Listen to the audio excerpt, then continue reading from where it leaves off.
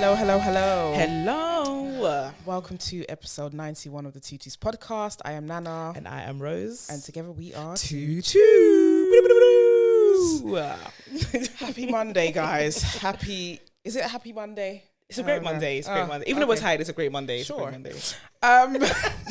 It's still the summer. It's fine. Burly. Right. We have two special guests in the building. Hello, hello, hello. Would you like to introduce yourself? Hello. Hi. It's the shyness. Leaving our bodies. Hi, yes, I'm Sadie Sinner from the Cocoa Butter Club. I am Cassie Leon. I feel like you've got to follow with like a jingle. I know. I know. How are you guys doing? We're good. I think we're a bit shy. Really? Do you know what? Yeah, I'm actually surprised because we're just fine. No, I'm starting. I'm like, this is real. Yeah. Is this your first podcast?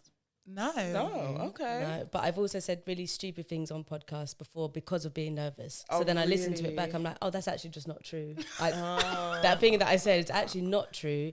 And I've insulted loads of people. What have you said? Give us an example. Basically, I did a podcast that was talking about producing styles for different theatres. And I said, which isn't true, if you want to make intelligent work, then you should come to me because I can make this kind of thing. But if you want to make stuff that's on like at the Royal Court, then I can't do that. I was like, oh, it's also not true. That's not. They didn't beep it out. They left it in No, there. they left it there. Right, so I was right, like, right. Okay, so whoever at the Royal Court is like, Right. don't ever employ her because she thinks we make stupid work. I was like, where did, But you know what? You're making up for it right now. where did it come from? But I'm telling you again. Yeah. I'm really No, but you don't. You said that you didn't. You said that you were wrong, though. It's fine. You said that you were wrong. It's entrapment. That is so funny. I used to work at the Royal Court many years ago. They make very intelligent work. So I don't know why I said that. Sure. So now I'm not convinced about that, sure. And look, we're doing it again. I mean, you know, I feel like you're gonna get different things. Like, you know, you're not gonna like everything. You know. yeah, that's more what I meant. Yeah. I meant I don't want to make the shows that are there. I didn't mean they make dumb shows. Yeah. Oh, thanks for clarifying that. I was going to say, it's they've wild heard. that you're still talking about it. I need a job. That is so funny. So we usually start off the podcast with a game, don't we? Yeah. This or that. We play this. It's played out. I'm telling you right now. Let's do we it. play I this love all the games. time. Do you know what? But the thing is, it's played out for us. Actually, it's not played out. Because it's always Yeah. different things. We have different subjects. So it's fine. Let's go. Yeah. So I'm this into or it. that, we're going to do should we have a category or should we just do random? Random stuff. I don't Okay. have the brain energy to think about that. It's been a long summer. Yes. Have you got one? Okay, I do art galleries or museums. What's I was like, what's the difference? I think to me they're different. Art I gallery. guess- Oh yeah, they Are you are. They asking are me if I want to different. They go are to an art different. gallery or a museum? Yeah, which one which would one you would you rather? rather? preference? Oh, art gallery. Because I think museums are liars. Really? It's just not Would the you like truth. to No, I like explain, museums. elaborate? Because when you go to, basically, I went to the dinosaur museum. And in the National dinosaur... History Museum. Yeah. And I walked around and I was like, oh, I love dinosaurs. And then it said, this dinosaur might have done this. This one could have done this. I was like, so you don't know? Oh, might have. Wait, so you don't know the truth? Are dinosaurs real? Basically is how I feel. And then all like the British Museum and they're just thieves. I'm like, guys, the story you're telling they're isn't thieves. the truth. Yeah, So they're stolen all our this shit. is not okay. Yeah. That's how I feel about museums. Fair enough. Art galleries, you can go like, that's lovely. Fairy Yeah. tales. Now I said museum, so I have to back it up. I said it because she said art galleries. Okay, next question. I'm so done. I'm so done. What did you say? Are you sure you're happy with that? I'm just gonna be honest. My brain, it's, you know that meme where it's like it's the same thing. That's what my brain is saying to me. It's like I can't distinguish the difference. Yeah. To me, I'm not into art galleries. I do like a bit of art, but I'm just not into going to. I don't want to get the tube to go to look at art. It's a bit different. Yeah. Yes, you just reminded me. I know why I love museums because it's history. It's Yeah. really incredible. Yeah, it's like a vault of history.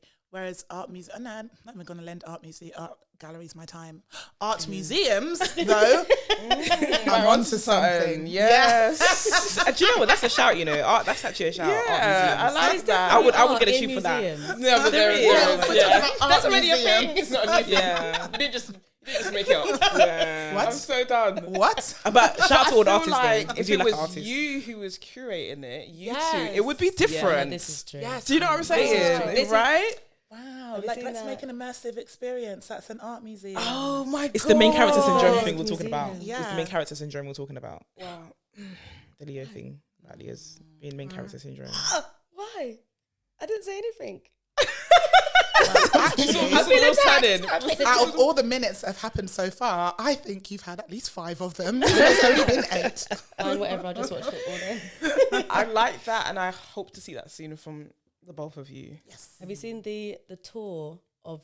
There's this group of people who did a tour basically around like the British Museum and stuff of being like the Black history of those museums. Yes, I went to it. When was this? Yeah. All the I time, I went think. in They're going 2018. to tell the real, a different truth of Yes. what's actually happening. Yes. Okay, that sounds good. I've heard Yeah. about Yeah. that through work as well. They're doing you know, the War Museum in where is it, in South somewhere?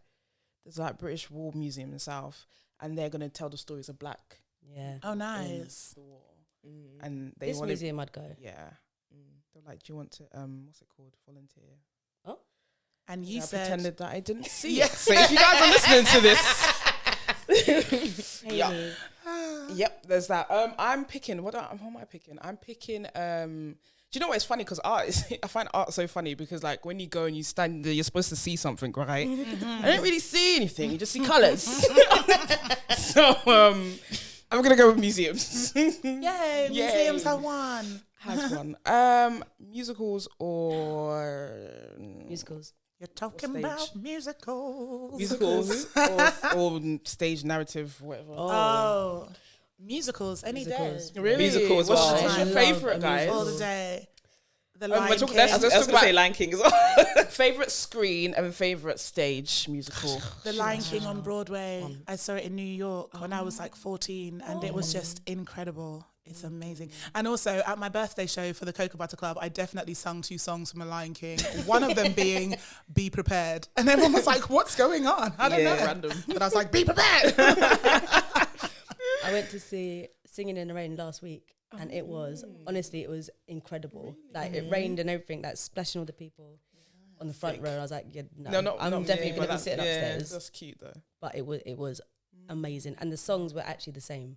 Because in Chicago they change all the songs. I'm like, I just want to sing along. So What do you mean in Chicago they changed the It's not song? the they same as like the film. On the rearrange stage it. play, or the stage The play. stage play of the They film. didn't get the rights to use the same music. I think they just change it so you don't sing along. And I'm like, sorry, Oh, makes Alexandra sense. Burke, could you sing Yeah. it properly? Because Yeah. that's not how Velma Kelly does it.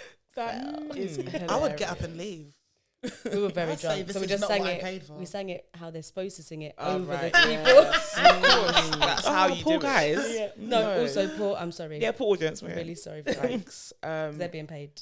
Yeah, What's your yeah. favorite screen musical? Screaming You music. didn't answer that question, Sadie.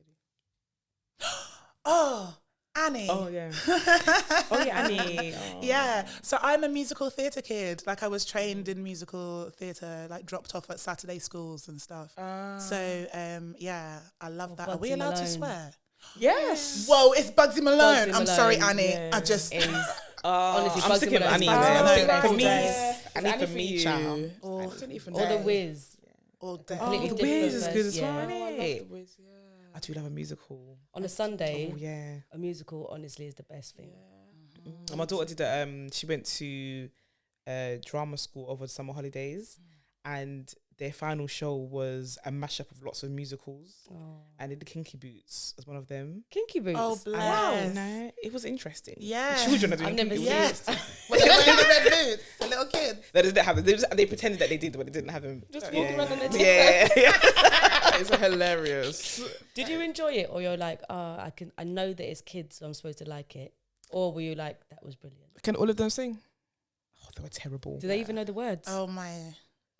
Do you know what they had? They didn't have very long to rehearse so many things, so there were mistakes, but they tried their best. They did well. What was the age group?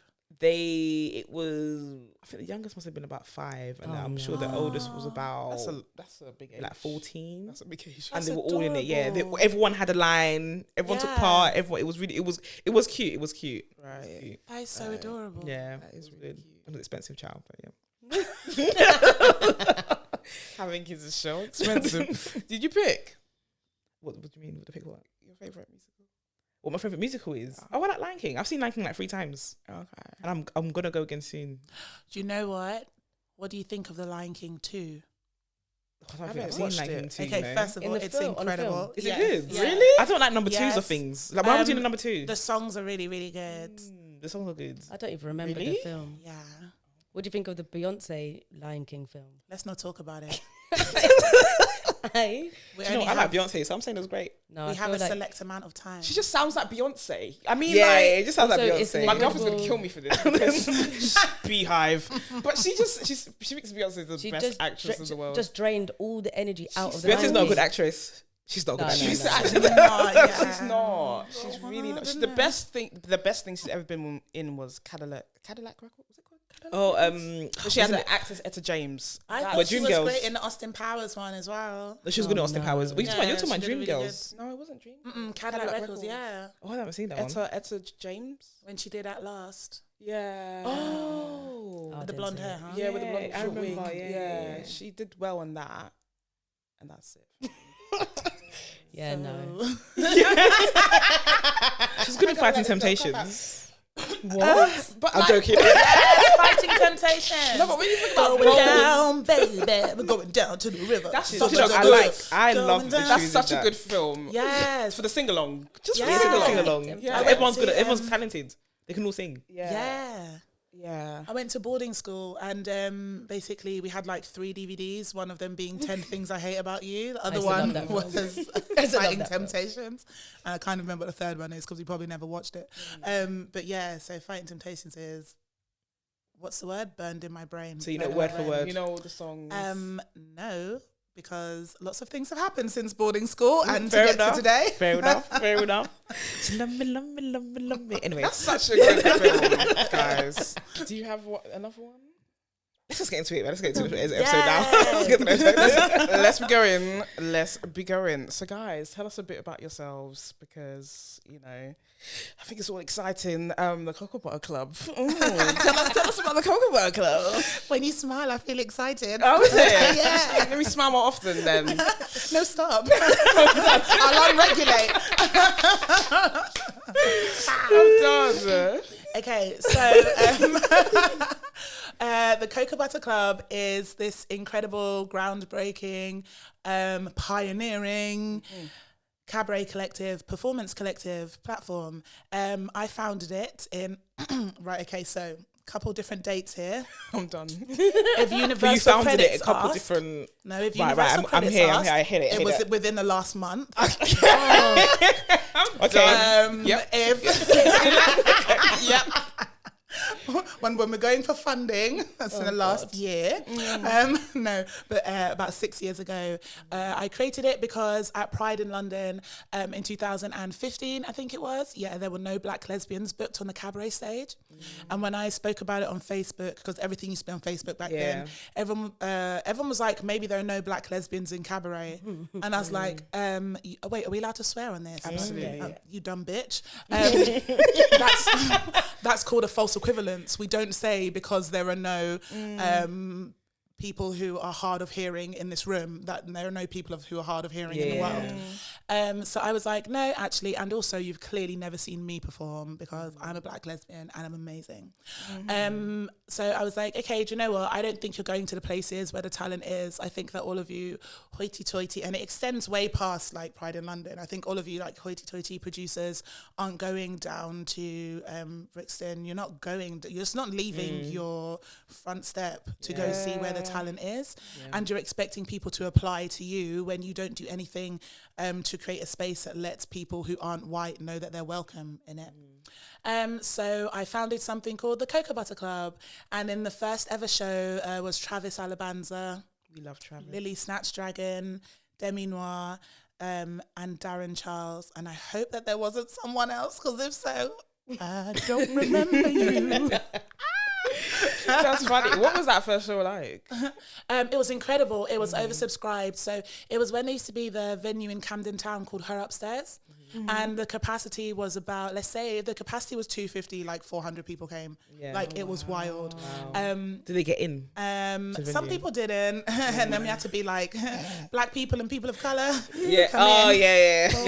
I'm sorry, everybody else. It was incredible though, because like my mum used her network to bring lots of she used to train models and stuff like Miss Universe. So to bring lots of African beauty queens and such. So I know, Miss Universe. Incredible. Yeah, she is African Woman of the Year. Yeah. Your mom? Yeah. She's a philanthropist. Yeah. Wow. Say that 5 times. Say it 5 times. Yeah, so and basically when I created it for producers to come and scout black talent and performers of color, but I realized that you should actually never make anything for white people when you are not a white person. Because what actually happened when I looked out on that room and there were people sitting with their legs crossed on the floor, everyone squeezed in, and I was like, oh my goodness, you've actually just created a space for these people. Yeah. And then since there, the legacy has been legged. Yeah. That's great. I mean, I think that is true, but because recently I've been thinking about why I do any of the things that I do, and it's because I do it for myself, and there are people like me. Exactly. You know, that can relate and need the space or need whatever I'm writing, or you know what I'm saying. So I think that's beautiful. I think the thing with the Cocoa Butter Club is it also is created for white producers to come and see people. But even when the platform was created, they still didn't come anyway. Yes, so they were never going to come. Yeah. Regardless of where you put the thing, they weren't interested, otherwise they would have found it anyway. Yeah. So when they didn't come anyway, you're like, well, do you know what? It's fine because you had your opportunity, so we'll just do it ourselves. And actually you create this thing, grow it, and then you're going to pay for it after. Oh yeah, we like that. You gotta build your own table, boy. Yeah, you have to, boy. Yeah. Exactly. Like it was so much work behind the scenes. So I would have been 25 at the time, and I reached out to lots of different performers, like, I'm going to create this thing, and do you want to be a part of it? And some performers were like, no, I'm not losing like white producers working with me.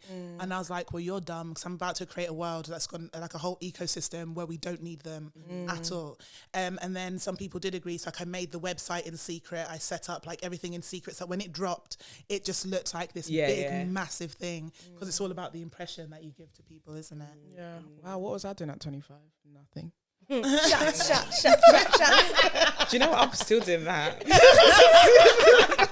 I literally was on Instagram saying that the other day. Anyway, so if it comes to Cocoa Butter Club, what should they expect? Oh my goodness. Spectacle. Yes, exactly. Rhinestones. We ask people to disregard the archetypes and throw away the tropes is kind of one of the things we say. And just to get ready, because we're going to decolonize and moisturize your dry and dusty life. Oh, wow. I like that. Yes. I like that. So what we're doing is we're challenging what is the norm in cabaret when it comes to white people, like what they see. But for black people and people of color, we're actually showing you, like, when was the first or last time you saw a black sword swallower? When was the first or last time you saw a black burlesque performer? Are you aware that the number one most influential burlesque performer in the UK right now is a black woman? I didn't know. Yeah, we're basically saying that all these things don't homogeneously like belong to white people. Like we can do them too. We have hula hoopers who wear like they wear the African clothing when they're doing it, and that's so important. Roller skaters, people who hula hoop and roller skate at the same time. It's not just about like drag queens as well, drag kings, drag things, circus artists, aerialists, fire performers, and you're seeing it all in blackness or in Asianness and other people who are racially othered.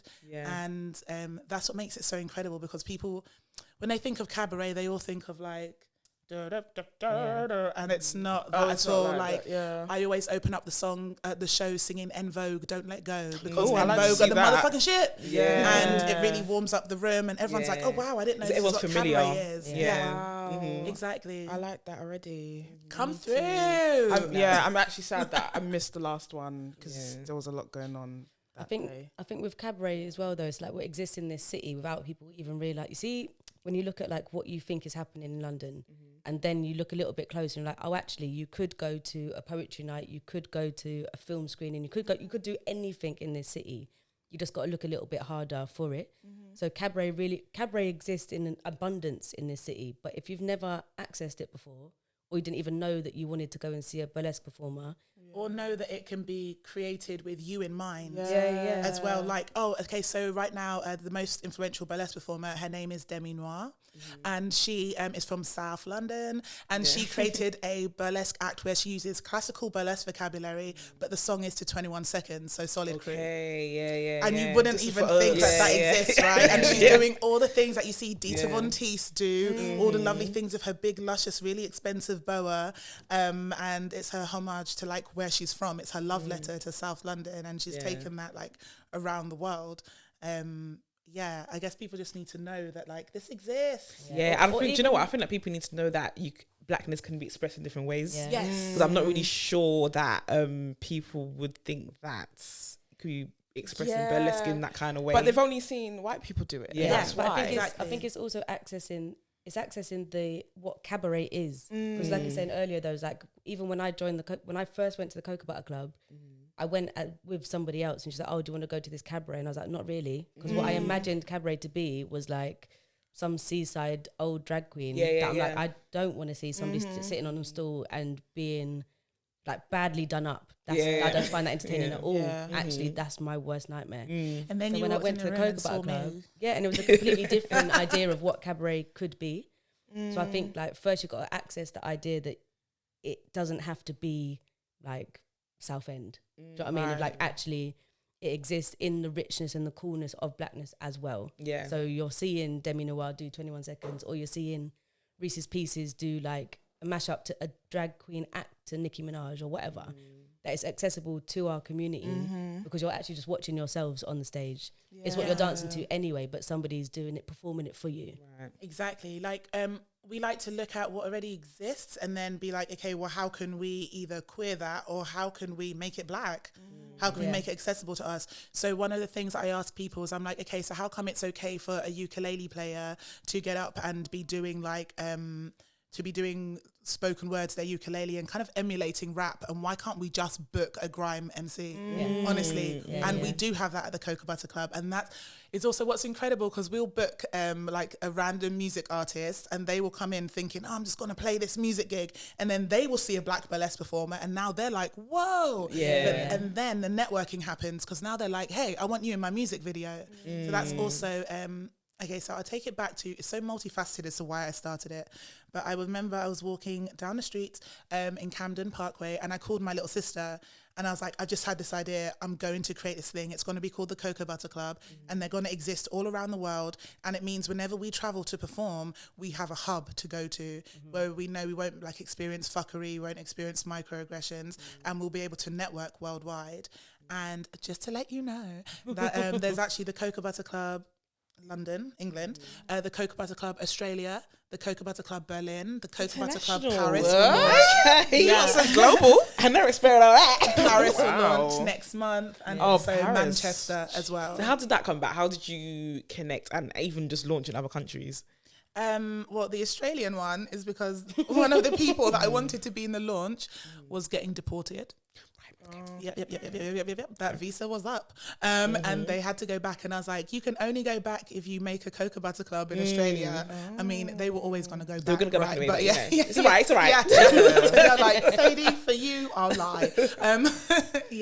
And then the others, do you want to explain how they got started? The others would be because people would have been part of the Cocoa Butter Club here and then would have been moving back to other places or to other places. So like the Berlin chapter is because an incredible performer, Luna TikTok, went to Berlin to start a different career in burlesque there. But also it's because it's needed in those spaces. So you go to all these countries and you have like everybody's split up into their own little categories. But actually the Cocoa Butter Club was needed in Berlin because a place for black people and people of colour to experience those things together was needed. So actually now when we go to Berlin, we've got a whole group of people in whole different venues that nobody else is accessing in the right way because they're not doing it together, or they're being booked very singly around the city instead of being booked in abundance in a space. So like there still being like one person on a lineup, being like, well, the producer's not doing your job. They're not doing your job right. Yeah. Because there's loads of people who can all be here at the same time. But it's outside of this city, I think things are... It's very different. Yeah. So and it's supposed to be still black performers and Asian and everyone, Yeah. but you end up getting white ones as well sometimes. Up there. Yeah. Who? No. Me? Not me. So, yeah, that's a real You know, sometimes they just show up. Be like, No, do you know what I mean? no. You can be in the audience, you Yeah. can cheer, you can buy a ticket, but you will not be You on will the stage. never be on stage. And that's a real nuance about our space. So basically, and I say this with confidence because we have to give ourselves our flowers, right? And we have to give them whilst we're alive as well. And the Cocoa Butter Club really is a rare space, and its integrity is completely there. And there have been other spaces that have opened up since the Cocoa Butter Club, which aim to do similar to what we do. But because they don't understand the way in which we do or why we truly do what we do. So sometimes they have had white performers and I'm just like, oh, that's just a shame because actually now you've just thrown away all your integrity to your project. It doesn't make any sense. And if we've been going for 6 years, then how can you in 2 years or in 1 year have a white person in your cast? If for 6 years and in many different countries, and we have never had to do that. But it's also after 6 years, there's still so many people trying to be in the show. So like there's still people that we have to say no to because you might need 6 people in a show, but 20 people have applied to it for that one event. So actually, if there's too many of us to be in this one show, you can't possibly need other bodies in that space. That's what I was going to ask. Yeah, because to me, as someone who is not necessarily in a cabaret world or even attends, and to me, it sounds like it's very niche. You know, it sounds like, oh, like where are they? Like I haven't seen them before. Do you know what I mean? So like, I was going to say, is it even difficult to get performers, or is it just... No, we did a call out at the beginning of June, and we had like 150 people sign up, and we had so many pole dancers, like so many pole artists. So like, keep doing your thing. It was absolutely incredible to see like an influx of black pole performers. It made me just so proud. I think it also it's really about thinking also what you imagine cabaret to be, because cabaret could really be anything. So like, it is if about you're that, a b-boy, That's you what could we're be in saying, cabaret. yeah. If you are, I don't know, if you spin plates, you could be in cabaret. Like, depending on what your skill set is, if you turn up for that day and you've got a 5-minute thing, it can be cabaret. Yeah. So it doesn't always have to be like burlesque performers or drag kings and queens. It's honestly like, if you're a rapper, if you're a beatboxer, you can be in a cabaret. Let's decolonize literally the concept of what cabaret is. Because it doesn't have to be this rigid box. So that's why we have so many people who are, if you're an entertainer, if you're a theatre maker and you want to read a bit of your script and somebody's playing the drums behind you, it can be cabaret. So it's a variety show, but it's also about like what you're wanting to express in that time. So like one of our artists came to a show and then decided to kind of go home, practice in their room, made this whole thing, and there was like, oh, I've made something and I don't know if it's cabaret, but like, can I test it? And you're like, because there's different veins what we do. So you have like the development bit where people can come and you pay a £5 to watch it, but also it's the first time some of these people have performed. Or you can come to Underbelly and pay like £25 and watch people who do it as their job every day. So everybody is welcome at some point onto that stage if you are interested in doing it. So everybody, if you can do kick-ups for 20 minutes, you could do it to cabaret. And that's also what we'll bring out in you as well, is that, people come to us like, oh, I think I want to do this thing. And we're like, no, you do this thing. You are doing this thing. And we provide actual professional development. So you can come in, as Cassie was saying, at the showcases. That's where you can bring your new pieces if you're a seasoned performer, or you can step up to the mic for the first time if you're a new performer. And then we will develop you into our other like private commissions. And then if you really, really want to go for it, then you can come to the production team, which is, as Cassie said, our Underbelly cast. Yay. Wow. So have you guys been to the other Cocoa Butter clubs around? We get flown out to them. Hey. Okay. All right. I need you to understand that I am a Virgo raised by a Capricorn, and so basically everyone thinks that I'm really fancy. I know you're thinking it as you're watching it. I want fanciness, not necessarily luxury, but I want the best treatment for Black performers. So even when we are booked to go somewhere, I'm always like, okay, what's the hotel like? You know, are they going to pay for our flights? What's included in that? Because that's the experience I want us to have. And I guess what I mean by that is I can't help it if white producers have settled for the bare minimum, if they're allowing their performers to turn up to shows and get changed in toilets. I won't have it at the Cocoa Butter Club. Like, there's a non-negotiable list of things that it needs to be a warm room, needs to be full-length mirrors, needs to be water provided and such, because if we're going to do this, I want us to be treated with the most respect. Because also we don't do it all the time. So it has to be respected that we have been pushed out onto the fringes of this thing. So if you do want us at your venue, actually, you're going to go extra. You're going to do more than you would do for booking in a white production. You're going to make us feel very comfortable. The only place that we haven't been is to the Australia chapter. But the Australia chapter... I'm laughing because that time I tried when they sent the email and I was like, yes, we would gladly come from London. And they're like, no, can you redirect us to the Australian thing? And I was like, okay. But yeah, I think that's the only one, but it exists like in its own form. So we very much trust the group that are there to like allow it to happen, because it's a very different system, right? It's a very different reason why their Cocoa Butter Club works. Yes. It's not the same as being here that like people are taken from one place to another. Theirs is very different. Like they're just from the place. And their place has been taken over. So their stories are different on the stage. Right. So we trust what they're doing with their art. Thank you for bringing it up. Like, actually, when it was founded, I was told I needed to change some of the terminology. Like on our former website, it used to say, oh, you found your tribe. But actually, the Australian team were like, do you mind not using the word tribe? Could you change that to you found your home instead? And nuances, they were like, please, can you not say showcasing performers of colour or people of colour? Because we're not people of colour, we're the first people. That others us, that puts us as the second category. And that was such a beautiful nuance to learn. I'll learn something right now. It's funny because you know about the tribes, they were there first and everything, but you don't really think about it in your terminologies and your language. Language is so important, I always say tribe. I have to change that up now. No. Well, but it depends on what it means to you, though, isn't it? Like, it's all my friends. I'm talking about my friends when I say that. I feel like we should have a stamp, and like every time something successful happens, I just wanted to run over and like stamp you and be like, you've been decolonized. This is one of those moments. Definitely. That is hilarious. But all of that exists then in cabaret. Do you know what I mean? So it all sounds like, I think it's something that we talk about all the time, is like you talk about the things that you're doing, it all sounds really big and really heavy, and then you watch the thing and you're like, oh, actually it is that easy to make your difference, or to like your mini protest or whatever it is that you're doing. It really is that easy just to make it into a burlesque performance, have it in 5 minutes and done. But you have to know why you're in those spaces, and then your audiences very much understand that they're in our space for that time.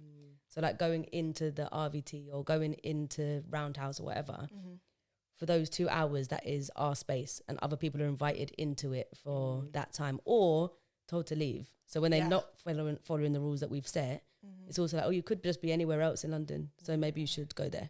And we make a point, like I actually say it on stage as well. I'm like, if you look like me, welcome home. If you don't look like me, welcome into our home. So you're going to hear language that you might not be familiar with, and full stop. We don't make apologies for anything. When we're speaking, I'm speaking to the Black people primarily, and then I'm speaking to the other people of colour. And the reason for that order is obviously because anti-Blackness exists still amongst people of colour. So we have to be sure to centre Black people. Also because I'm a Black person. So why wouldn't I centre my identity in this experience? Absolutely. And especially because a Black person created it. And that has to be honoured as well. We've only been to one burlesque show ever. Where was that? Was it in Monument? I feel like it was Cocoa Butter Club. No, it wasn't. Was it not in Monument? Definitely. Was it not? Did you go to Proud Embankment? That's the one. No, when I was dancing with that guy that you always bring up. Oh, that wasn't bad. That was but it was. No, it was. It was a book launch. Yeah, but there was a. Do you see that? Wait. Hold on a second. Hold on. You don't remember the white lady that took off her clothes? Yeah, but it was a book club. It Yeah, but that was in Proud. She did a bit of cabaret. It was still in they a had burlesque that. place, right? Yeah, It was still in a. the venue. Is the venue still there? I'm not sure. I'm By the not embankment. sure. Yeah, Yeah, Yeah, it it's still is. there. It's very much still It's there. also was where they underneath do somewhere. what is that yeah. event? It was underneath somewhere. What is that event that is there sometimes? Oh, what lick? No, the other one, the It old wasn't- one. No, I don't feel this was that. It I don't wasn't think it was that proud. that It wasn't one. proud Old life embankment. for we It went to. wasn't. It was a monument. It was a No, it's the monument. old Yeah, it wasn't proud queer embankment party. because it was small. It was much Yeah, smaller. much smaller. And there was a white lady that had tassels and she's taking her gear off. Juice. Bootylicious. Ah. Used to sometimes be there. Yeah. In the Arches Yeah, in Vauxhall. but it's used to sometimes Oh, be an embankment. yeah. Oh, okay. That's not where it was. You know, No, it it wasn't. wasn't. There. What we went to wasn't there. We don't know. We don't know London. No. It was a Anyway. monument, but there was white lady. It was taking a off her book clothes. launch. It was a well, book that launch, definitely but- wasn't the Cocoa Butter Club. No, exactly. No. I I was was like, but I never feel like forget. I've been to Cocoa. I think I have a long time ago though. But it was, I feel Nice. like it was during the time of life where everything was a bit blurry. Nice. Shut, we shut, used shut, to do shut. we used to do really big events. Like we'd do a show and then we'd have like food being served as well. Yeah, And then those we'd foods. also do club nights Yep, downstairs. yep, as yep. well. I've been And we'd before. have pop-up I've been performances. before. Yeah, We- I don't know if we I was can like, do you know, say that no, she's Nana been- wasn't there. Do you know what? I went with our friends that we're not Convenient. friends with anymore, Oh, okay. and my ex-girlfriends that I met you through. Wow, so Oh. it really was your old life. Oh, It was yeah. old life. It was. That's her past life. It was. I know. No, I've been before. Well, come to another one and you remember When- it. when is the next I'm too one? glad. Oh my goodness, on Friday and Saturday actually. This Friday and Saturday. Yeah. Oh my god. What Okay, time? so I need to say something, okay? You need to can't come and believe see it's this. this It's Friday. called the Queer Burlesque Review, and basically we are showcasing the spectrum of queer identity T's. Get it? Identities. And we're proving that. It's always like this. And we're showing that queer has always been here and it's best and most beautiful and bold when in full colour. Full Right. colour. Okay, so what time is it? 7:30 on Friday, and 9:15 on the Saturday. There's We- aerial, there's burlesque, there's drag kings and queens. There's aerial pole There's aerial as pole. well. Sounds There's very fire. exciting. Oh, fire. But what's really important is it's the Queer Burlesque Review. So basically, we're responding to all like the queer spaces that have been shut down, and we're taking over this space. And like our lineup is made up of not just like cisgendered people, non-binary people, trans as well, and all different sexualities. Like that's what's really important because you will see it expressed in the content Yeah. that we're doing. So we have trans men looking at their masculinity in the context of a burlesque act, and think about old school R&B. Like don't think about the music that's on now. Think about old I'm definitely school. coming in. Oh, Yeah, like yeah, one we of the are a bit old performers school. is dancing to Aaliyah and like It's Okay, so where do people Yes. buy tickets from? underbellyfestival.com. Okay. Sick. Yeah, yeah, Do yeah. you know what? I'm meant to be going to a festival on Friday. there's still more Well, festivals. basically, yeah, strawberries and cream. Oh yeah, no, that's it'll be cute. quite Yeah, good. so I'm meant to be going to that, but I'm meant to be glamping. So we're going to go on Friday, and then the festival starts on Saturday. But you know what? I might just go on Saturday. Go on morning. Saturday. Oh, yeah. Where is it? I think so too. Is it in Cambridge? I think Yes, it's in Yeah, Cambridge. Because Cambridge. it used to be Why called, do I keep it thinking used to be it's called in Strawberry Croydon? Fest. And then Strawberry Fest is no more. And then now it's got cooler and it's strawberries and Strawberries and cream. cream. Is it the same thing? Well, I've decided it is. I think some of and, some of the DJs that we work with I don't know if that's are how it also works. the I know. Is it what's his name? The DJ, the one that owns Strawberries and Cream. He's a DJ. I have no idea. He's a queer DJ as well. Oh. But I feel like he just started DJing though. Anyway, whatever. But part of the Saturday show, there's like an after party bit as well. So like, we've got some of our DJs then coming in to do like the close down of it, Yeah. because it's just a pure celebration of us being able to take over that space. And again, invite like, it'll be our normal community and it'll be people that come to our shows, but also it'll be like the suits who pay whatever price they pay for cabaret. I don't know, but and we it's take that- their They're money. gonna pay that. yeah, good and it's, coin. it's also the opportunity for them because sometimes you can just tell your own people things you know all the time, but actually sometimes the people who have no idea what is going on in that space need to be at the back to listen to the thing, so they can watch cabaret and they can be like, oh, actually, the next time, like Sadie says all the time, the next time you go to a show and there's an only white lineup, you're gonna remember this day. Because why is there when we're here in abundance? So actually watch the show and then learn something. Okay. And then take your clothes off. Why not? I think I'm gonna come to Saturday one. I'll bring my girlfriend. Yes. Amazing. Yes. I'll be at the festival now. So you should come on Friday. I'll come and then Friday. you can compare shows Yeah, we'll because come they Friday. don't have the exact same lineup. That's good. It's gonna that's have what makes different. it spicy. Okay. Exactly. Which one's more spicy night? Saturday's a longer show. Saturday Saturday is an sounds hour like and it's a gonna be the half. spicier one. Friday. No, Friday's incredible because there's a song that I'm performing, a double act with Demi. She's doing Fire, that we can't do on the Saturday. Because rules. I know. Are you singing on Saturday? Yeah. Okay, good. Don't worry about that. Cool. Oh my God, I get myself every time. Yes, I think I'm gonna be there, guys. I think you should also buy. I'm talking to the people that listen to the podcast, guys. I think you should buy a ticket to come and see because this episode comes out on Wednesday, so you've got time. For sure, you've got time. You got time. So, like, the actual space itself, is it for only queer people or are other people No, allowed? so no, the space is for all the people who want to support either the Cocoa Butter Club, they want to go to a cabaret. Some people have no idea why they're there. Some people it's because their company bought them a ticket. Yeah. It's honestly about like sharing our story with all the people. Yeah. So like sometimes when it's our smaller shows, like at the RVT, it's specifically for certain audiences to be like, actually, this one is for you. But Underbelly, because it's the bigger like commercial show, it's like this is what we've grown into, and this is how we're able to put it on. So everybody should come and celebrate with us there. Yeah, So it's like slightly different audiences. I'm gonna send a company-wide email tomorrow with a link. Wow, we I'm would gonna love do that. it. I feel like we've got a Pride network at work, and I think it's just right up their street. But everyone else should be invited too. Yeah. But the Pride network would love it. I'm gonna Yeah. send it to them And tomorrow. this is why Underbelly is so good, is because you can also get companies to be like, oh, do you remember our Christmas party? We should do it here. Oh, you see, it's like the end of summer party for your work. You should do it there, because everybody gets a little bit of their thing. So some people are like, oh, I've got a glass of wine and a show. Yeah. And then some people are like, oh, no, look, it's actually, this is for me. I'm you gonna get get you both guys their in my things. work Christmas party. That's a good idea. I think I get people in my Yeah. workplace. If she didn't talk about workplace in doing Pride, you, Lady Phil, Travis, and Ryan. Yeah. So they did it. I'm like to get people into my workplace. Good. And I Honestly, think this, they'll love it. They would love it. Like my work people would love it. yeah, this I think is such an interesting way of like how all networks are changing at the moment, of being like, you could pay these people who have no idea how to run a workshop or who they're running it for, but you could get the people that you work with or the people in the arts that are next to you all the time in our communities already to do the talking that people are paying other people millions of pounds for. Honestly, I think it's the better way around. Yeah.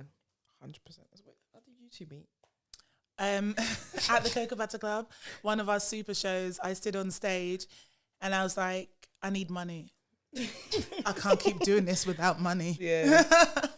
I can't keep paying the performers but not paying myself at all, because that's totally how it started. You know, you do that. And Cassie came. I put some conditions. I was like, no white people are allowed to be the person to help me find funding, because so many white people had seen it already, because it had been going for about a year before Cassie had come to see it, and they'd been like, I want to help you. I'm going to help you get funding. And I was like, are you just saying you're going to help me get funding so that you're kind of having a savior moment? As far as we're here, because no one ever came through. So when I stood on stage, and then you accepted the task. So I'd just come back from traveling, and I had a theatre company and stuff before. Finished doing the theatre company, went traveling because I was like, London is wild, so I need to go somewhere else. But as I was like coming back, I was like, oh, but also what am I going to do with my life? Because I just left. And I was like, I need to find a way back into the arts that doesn't have to mean that I'm on stage to like write the show and produce the show and do the show. So then when I went to the Cocoa Butter Club, I was like, oh my God, this is it. Because also on that day, Sadie stood on stage and said, oh, I'm really happy that like everybody was able to come here and support this thing. And something about like in a whitewashed industry, it's amazing that these people were able to be celebrated. So a woman turned to me and was like, a white woman at the show said, doesn't that mean that she's blackwashing? I was like, pardon? What? So I was like, Firstly, can I just congratulate you, because you just made up a word, so well done. Yeah. That's why you're an idiot and you think that I'm the person to talk to. I think you should probably go and talk to Sadie if that's what you think. So in that one show, there was all these experiences of like random white lady talking to me as if I've got anything to do with this thing, but not talking to Sadie. I was like, that's the first problem, is you think that you could talk to me because I didn't say nothing. Yeah. Go and talk to the lady, but you're not going to go to her, are you? No. Do you know what I mean? You're not going to talk to her, but you Exactly. think it's appropriate to talk to me. Yeah. I'm not. You shouldn't talk to me about it because you're going to get more of a fight from me than from Sadie. So, firstly, That is lady, also actually true and should be known. Thank you. That Basically, Cassie's do on you know what? crud. Yeah. violence every day. That happens a lot, you know. When I was shooting my film, like when we shot it in my house, because you know, budget.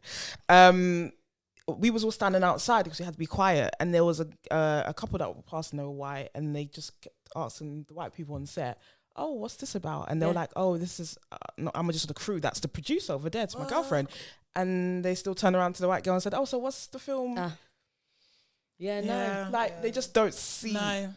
They do see, but they're like, "Oh, am I allowed to talk to you? No, well, then you shouldn't be here. Don't ask the question It's then." just it's just So at that part. at that show, I think probably because of that weird interaction, and then because Sadie was like, "I need somebody to help me do this." I'd never written a successful funding form before, but I'd seen them. So I was like, actually, I can offer you, I can try with you, and we can see what happens. And if it doesn't work, it doesn't work. But also, I don't have anything else to do, so let me see if I can write a funding form. And then because of that, I think we found a really balanced way of working through both those things because we both believed in the product. So then once we got funding, Sadie then changed my signature from Cassie to the producer of the Cocoa Butter Club. I was like, oh, okay, that's a thing then. Why not? Yes, exactly. It's sick. So you both produced the shows. Yeah, but I think of myself as more artistic director because Cassie, I wouldn't want to, whilst I do some things, Cassie does the producing. Like she sources the venues. When people email us, it's usually Dear Cassie, and I'm like, okay. But then when they do email saying Dear Sadie, I'm always just forward that to Cassie. They're like, Cassie will reply. So she facilitates, and then I come in at the end. I'm like, no, change that, do this, make it like this. The vision is this. So that's why I'd say there is a distinction between our roles. Yeah, but it's also like what it means. So the Cocoa Butter Club does shows, but it's also what it means like in that kind of artistic landscape of like what we're doing and why it's important, like artistically. So like when you go and what you're doing for theatres. So we do loads of shows in cabaret bars, but you're also parts of theatres and part of festivals. And so we're really talking about like the diversity and inclusion inside their programs. So then it grows from being just a show into being something that people want us to go and do lectures about at universities. Yeah. Or like, 'cause Like what we've is the done bigger, lectures. what's the bigger understanding of why the Cocoa Butter Club has to exist? And it's important. And that's what I was kind of referring to earlier when I was saying lots of people think it's just the show. So in their own ways, they aim to emulate the show to create it, whether with nuances or not. But we can really speak about this academically. And go in and do workshops. Like I've hosted the NHS LGBTQ plus conference because of my work at the Cocoa Butter Club. So it's not just about like being an entertainer, it's actually about being an educator and being like a space maker. When you first started, did you think of yourself as an educator outside of Cocoa Butter Club? Well, that's a question. I mean, you're a Virgo, so probably. Yeah, exactly. That's what I was going to say. So yeah, like if we look back, this was always written when I was at my boarding school. We did the international baccalaureate instead of doing A levels, and so I started a dance class. And then when I left the school, my gift to it was with a teacher. We set up an application so that the school would now be able to offer drama and dance as part of the international baccalaureate. Like I've always been the type of person to want to bring out people's talents in them. And to, just to show that they have something going on and to create spaces for that. So I guess, like the trajectory has stayed the same in that way. Wow. That's crazy. So your tour, like, where did y'all go? Where did you go? You toured, didn't you? What do you mean? Did you tour with the Cocoa Butter Club? Oh, yeah. Girl, I was like, one more time. Do we have to I feel like I know what you're reading the saying, but I'm like, what? So we tour nationally. We make sure, so when it comes to like Pride season, We make sure that there are black people on stage at Manchester Pride, as in black queer Brighton people. Pride. Brighton Pride as well. What other prides have we done actually? Rotterdam. Oh my goodness! Oh yes! Oh my god! Yeah, when we went to Amsterdam and stuff as well. That would be really good. Rotterdam Pride is amazing, you know. It was so so good. good. Rotterdam Pride I is can a completely imagine. different. Yeah. It's a completely different thing. Next year. Yeah, let's do it. I think it might be around Carnival, which is why there's always that, like, what are you going to do? You're going to go to Carnival or you're going to go to Pride? It's tight. I'm not gonna lie to you. It's really tight. But it's very good. And it's like very different to Amsterdam, because Rotterdam is maybe like 40 minutes, 45 minutes from Amsterdam, but they're such different cities. There's like no neon, there's no Heineken tours, that kind of thing doesn't I'm exist. done. Not the Heineken tour. Don't come for the Heineken tour. Listen, I'm not here for like these bike parties with the Heineken in the middle. Oh, yeah. I've only been to Amsterdam once. Oh, have you? Yeah, What? I've been Yes, once. twice in the same year. I don't know why I did that. Yeah. Amsterdam is great, but Rotterdam has just a different culture. It's also it's just where also the other people live. Yeah. My cousin lives there, so because I've got somewhere to stay. Hey. Yeah, he lives there from Ghana. Yeah, they do. Yeah. Where are you from? Zambia. You did say that. Where are you from? My mum is from Canada. My dad's from St. Lucia. So my mum lives in The Hague, which is like 15 minutes from Rotterdam. Right. So it's a really good place to like That's cool. get into all those things. Yeah. I'd love to go to Zambia as well. I need to do a tour of Africa. That's what I need to do. I need to do a tour. Like Yes. that would be amazing. Come through to Zambia, so beautiful. We have Victoria Falls. Now you may know that Zimbabwe try and say it's theirs, but clearly, Do you know what? For time, Clearly. I thought it was in Zimbabwe for time. I did as well. I'm not gonna lie to clearly you. in Zambia. Oh right. Do we have to check the map for that? Yeah, No, it's okay. We can share it. There's enough Victoria Falls for all of us. But yeah, that would be amazing. Alright, Absolutely. Okay, we're talking about Channel 4 now. Oh, okay. Let's get into it, guys. Let's get into Obviously, it. in this podcast, we always talk about representation, especially in the mainstream media. That is a big thing to us because that's how we started the podcast. You know, we didn't really see ourselves represented, so we said, Do it yourself. we didn't even like cameras, don't even like mics, but might as well, let's go in it. Might as well, but here we are. And so I didn't watch much of it. I didn't watch much, but I definitely, from what I saw when I saw the breakdown from different programs and stuff, there was nothing really focused on being black and queer or anything like that. And do you know, I remember like someone tweeted it and I thought, and then somebody else was like, the whole day hasn't finished yet. And then someone else said, why are we not celebrating everyone that's in it instead of focusing on who's not in it? And it made me feel like, oh, like. No, that's because there was such a small slice of people who were in it. That's the thing. And I'm not talking about the individuals at all. I'm talking about like what they represent. I mean, I didn't see, so I didn't see myself reflected in it. Again, being from Zambia, so like not being from West Africa, I didn't see, my part of the continent represented. I didn't see, when I think about like how I used to be in a punk band, I didn't see that black representation there at all. I didn't see anything apart from, no, the next line would get me in trouble. I didn't see anything Let's say from mainstream. a very mainstream. Let's say thank mainstream, you, yeah. a very mainstream. I just sense of identity. And not so much those who are again marginalised within that, like the intersections. And it's so important. Where was the major disabled programming? Yeah. Where was like I think more this access? This Where comes was- down to the same thing we were talking about earlier, though, is because the producers of those things are going to ask very specific groups, right? So they'll be like, cool, you make good TV for this because maybe we can get you to talk about this thing, or you can talk about this in front of these people. So those people should definitely be celebrated for taking the opportunity and doing it. But it's the producers that need to do better. It's the channels that need to do better It is because the producer, because they're the ones who approach their people. scouting or their programming is what then makes you look at it and be like, oh, how comes I'm not there? It's because they haven't tried hard enough. Yeah, because basically, so someone, I just don't know if I can say their names, I'll just say someone that I know who's on TV and who studied TV was saying to me that basically, you know, it's a business. They've got to sell adverts. And if they're going to sell adverts, if they're going to say to Sainsbury's, you're going to want to put your advert on between this show, they've got to say because it features this person, this person, this person, this person, and they're already people that everyone's going to be watching. It's a risk.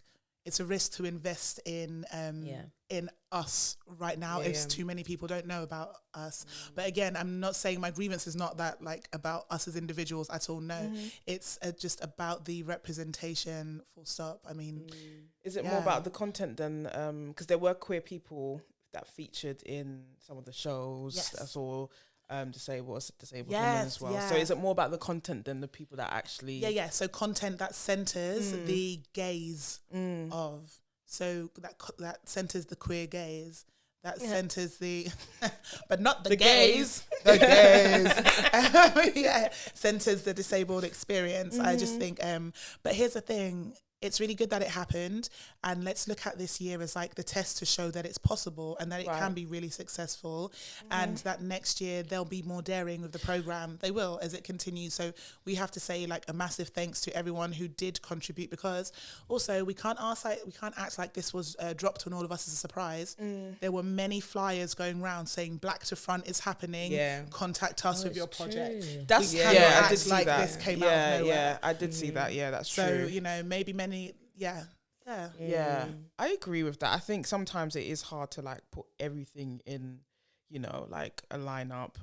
But then there was the show at the end where they were talking about colorism, and so there's that. So I guess there's the opportunity. I mean, they could have put some more Black people in there. I feel like they could have been more inside. I think they could have put some more. I feel like they could have been at least one program, because we exist outside of Pride Month and outside of Black History Month. Yes, do you know what I mean? That's also the massive thing. Yeah. Is it like a month ago, they're everything throwing was money rainbows. everywhere. Yeah. Like, we want you to talk. We want you to be here. We want to be on these stages.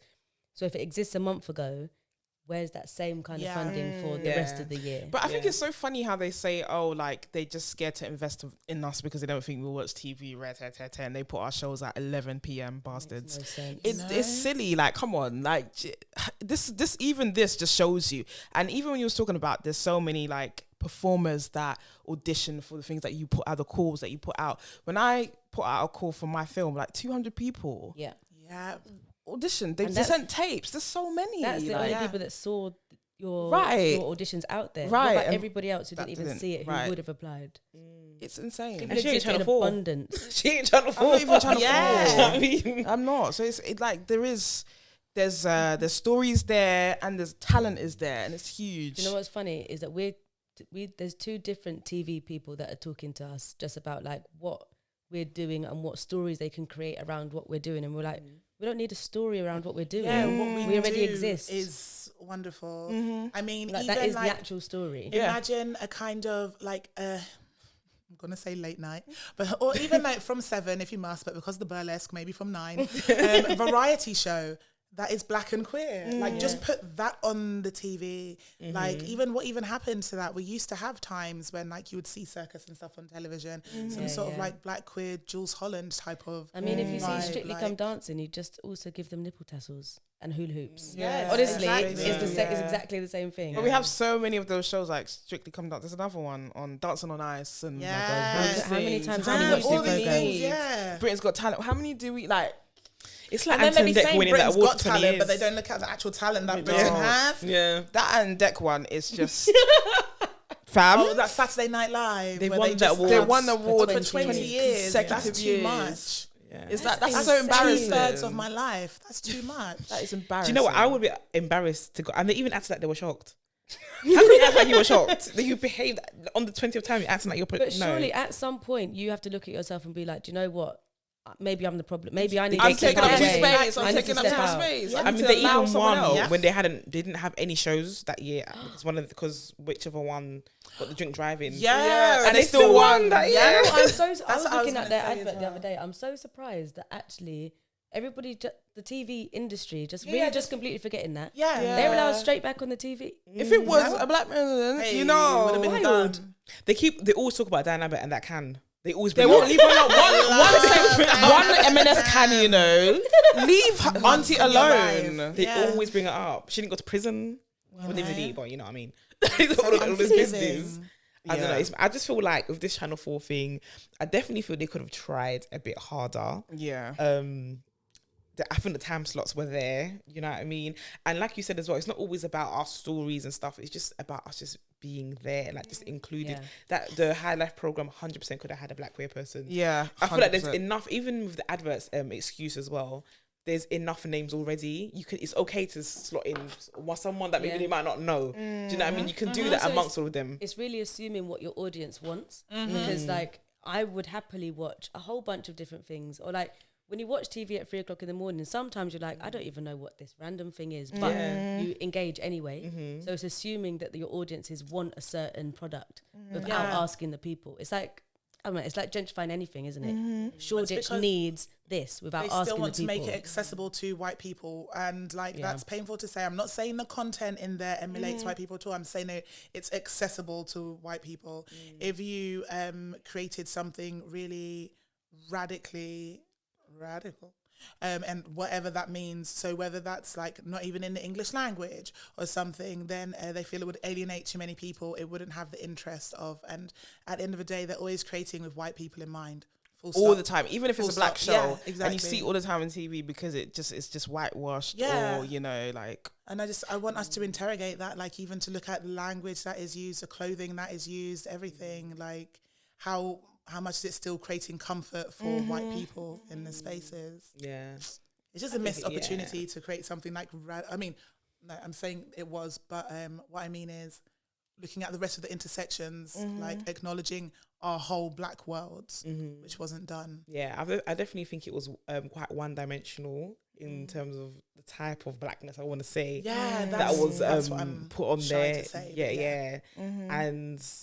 But we were talking about this before, like people that are the people want to say the alternative black people never get the shine. Yeah, you know, we were talking about saying this before, like people that have alternative interests, listen to different kind of music. This is the thing, like, and that's why people are just like, okay, well that's not black, because what is blackness? You can't be policing people's blackness. There's so many, we're all really different. Yeah, so I it's just not a monolith at all. Yeah, like if I think about all the times in my life, I used to work in. There's some running jokes about me, things everyone knows. Like I used to be in a punk band. My degree's in contemporary dance, and I used to work in hospitality. And we had these two young 17-year-old black boys, and they were like, "Oh, you know, you're so white." And the way I read them to filth, I was like, how dare you? Are you saying that black people can't pronounce their T's? Are you saying black people can't be well spoken? You're saying black people can't play multiple instruments? I'm very confused. Like, what is your limited idea of blackness? And why do you want to bring such an injustice to all of us and put us into such... And look at that. Now I'm getting angry again. Someone talk about something else. But it's true. Like we've been speaking about it quite a bit lately, and it's like I'm just not here for it. You know, it's just even like we had a black queer disabled person on recently, but they live in America, and hearing some of the problems that they deal with, and do you know that's their world, but we don't even know anything about it because it's not out there. No one speaks about it. You know, I think that lots of creativity has always existed on the fringes of everything, right? And then commercial stuff sponges off of that. So you have like all the drag queens. I mean, it could be anything. It could be the ballroom scene. It could be alternative music. It could be music that's not that alternative at all. But it exists on the fringes so that people can always be a part of it, so that some TV person or some radio or somebody with money can come and pick one thing and be like, cool, this is really cool. This is what people want to access. We can make you into this product. But the fringes of things will always be where the creativity exists. It doesn't matter what you're doing. Yeah. So sometimes, as much as like you might not be the millionaire out of it, but you have like integrity and your passion lives there, because the things with Channel 4 is that you've also got to be really careful that they don't mold you into what they want anyway. Yeah. They always will. Well. Stuff like with the BBC and Channel 4, all these, you know, mainstream. They have a very clear idea. They will do that shit to you. Yeah. And either you say, yeah, okay, because do you know what, I want to be on the TV, or you say, do you know what, that's £10,000 that I can't take, because what I actually prefer is when we sit in the studio and we do this together. Because you just got to decide where your boundaries are and what you're going to do with it. But the fringes are always going to be, if you look at kind of any music, that's where where it's most radical, where it's underground. Yeah. That's true. That's true. You're right. It's Channel 4. It was good. I mean, it was good. I didn't watch all of them, so I'm going to watch some. I enjoyed, some of it. I'm going to watch it next week. But I don't that's watch the TV thing, it's much, good I it don't watch exists. TV. It's a celebration that exists. It's just also what exists next. Yeah. How do you I invite think the people that's really to important. continue? I think it's also important, like, to challenge ourselves as like queer people.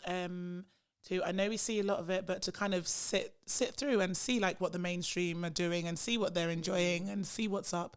Because also, if we want to survive in what we're doing, we at least basically if we want them to see us, we need to see them as well. Like we can't have our separate systems because that's not what it's about. Because actually, that's like how whiteness operates, and that's actually what it's given onto us, saying that different groups of people can't coexist in one space. So we have to rebuke that completely. Yeah. And decolonize. That was me stamping myself.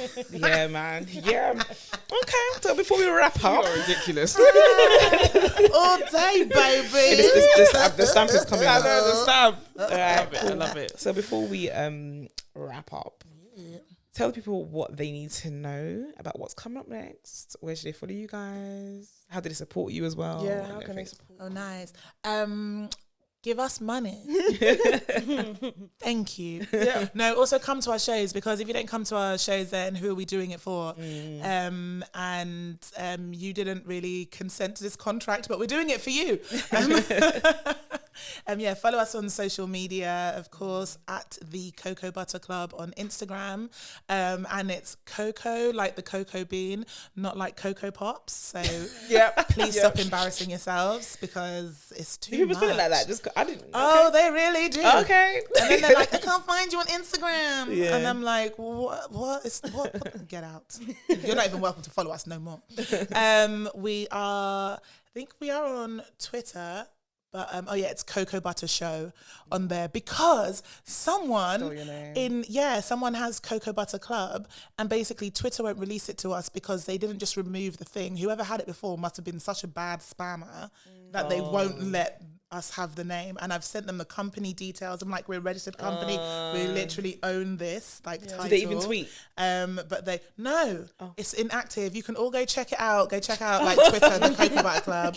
If everyone, just report it. Or someone who works at Twitter. I know someone that works at Twitter. We do actually, yeah. Okay, Wow. Yeah, give us the We'll have to handle. send them an email for you. Give us the handle right now. But yeah, also if anybody's a performer who thinks that they want to do cabaret, or they want to do, because we also do like classes and stuff. So like like burlesque classes for black bodies, or hula hoop classes for people who have no idea what they're doing. Or also roller do like skating hen classes, parties pole and stuff dancing as well, classes. by the way. Sick. Yeah, hen parties, queer like parties also. Yeah. So if there's a point where you're like, oh, actually, I want to go onto the stage and try this thing, apply, because we have so many shows that there's always space for all the kind of abilities. So everybody should do it. Especially if you're an artist out there who's also like looking for funding as well. So I want to do something. It's just, it all takes time to set up, and life's just been so wild.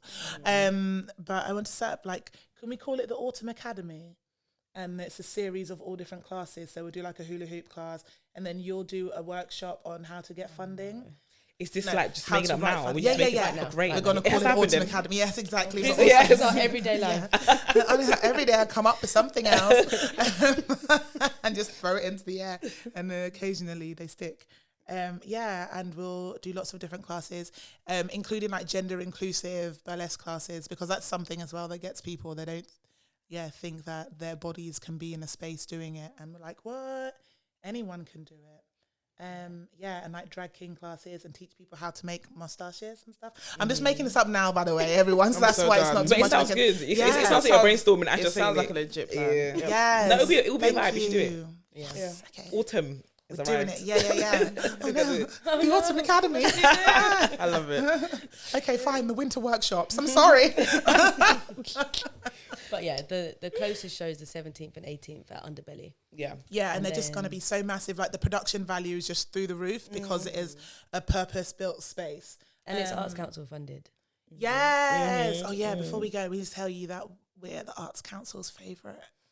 Okay, I know that was a bold statement, but that was me bringing it into manifestation. we're really privileged that the Arts Council support us and we try to do our bigger projects. And it's validating because basically it goes to show that the Cocoa Butter Club isn't just a show and it's not just a platform. The Arts Council actually believe that it is here to change the discourse of performance within the United Kingdom and eventually within the world. And so that's what we're working towards as well. And that's just really powerful to know that. That's huge. I can't wait to be like 70. No, make yourself a bit older, girl. Okay, 95 and 6 months in a big fur coat, turning up to like the conference of the Cocoa Butter Club. Being like, I remember.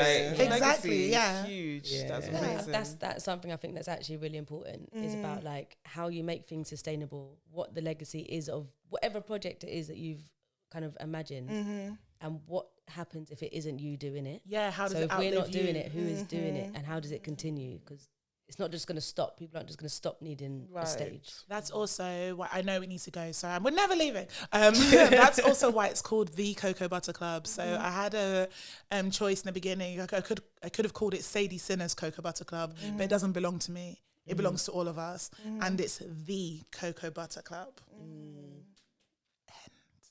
It's very powerful. Yes. Do we have any announcements to make this week?